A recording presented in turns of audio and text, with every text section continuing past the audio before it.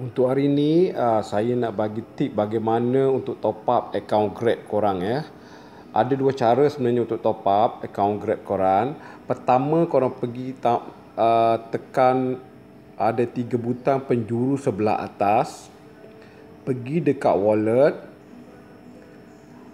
Korang akan boleh nampak kredit, contohnya akaun saya RM40 dan cash balance RM13. Cash balance itu adalah bayaran daripada kredit card.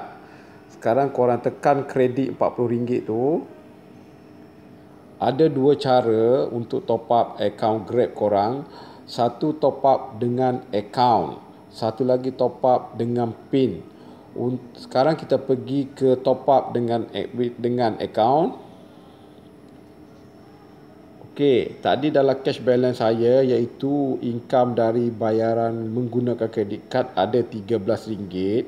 Sekarang saya akan top up RM10 untuk akaun Grab. Saya akan tulis kat ruang kosong 10.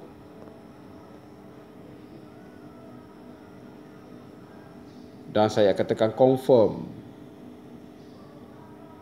Sekarang top up saya telah berjaya dengan menggunakan duit dalam akaun kredit saya.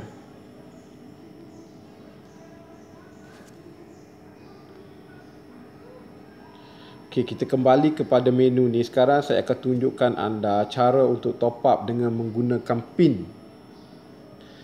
PIN ini korang boleh beli di Shell ataupun Petronas.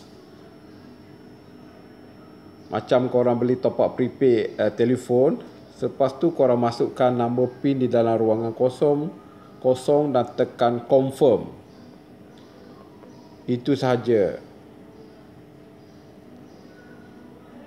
Itu sahaja cara senang untuk top up akaun Grab korang. Okey, selamat mencuba.